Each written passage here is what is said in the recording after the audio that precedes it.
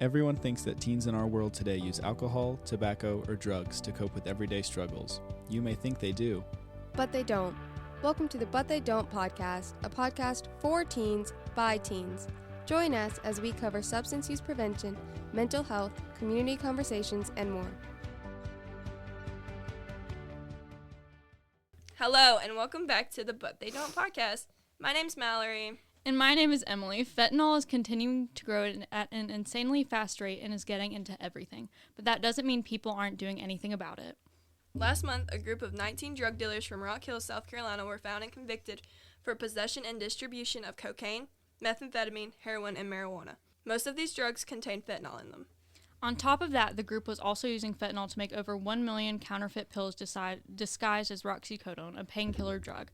How did all of these drugs get into South Carolina? According to the FBI, members of this group would fly all the way across the United States to Southern California and would have the drugs shipped back to South Carolina. Most of these drugs were distributed to dealers who sold them in Rock Hill, Greenville, Charlotte, and Atlanta.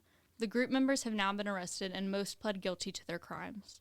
All of their sentences are unclear, but one of the members of this group was sentenced to only 3 years in federal prison. This is only one example of a group of fentanyl distributors in our area. There are hundreds of thousands of groups just like this one that are keeping fentanyl and other drugs out on our streets. That's why it is important to remember to always be aware of your surroundings and never take any pill or drug that isn't prescribed to you. Fentanyl is extremely dangerous and can be harmful to you even just from touching it. Overdose from fentanyl is very common, and it's important to know what steps you can take to help. How do I even know if someone is overdosing from fentanyl? Overdosing from fentanyl is similar to overdosing from any opioid. Signs of this include small pupils, inability to stay awake or loss of consciousness, slow, weak, or no breathing, choking, limp body, cold, clammy skin, and discoloration of the body, especially the lips and nails. Before anything, whenever someone is overdosing, be sure to call 911. Narcan is one way to help a friend when they are experiencing an overdose. Narcan is able to treat those who are having an overdose, but it does not completely save them from one. Remember these steps when someone is overdosing. Number 1, call 911. Number 2, administer Narcan.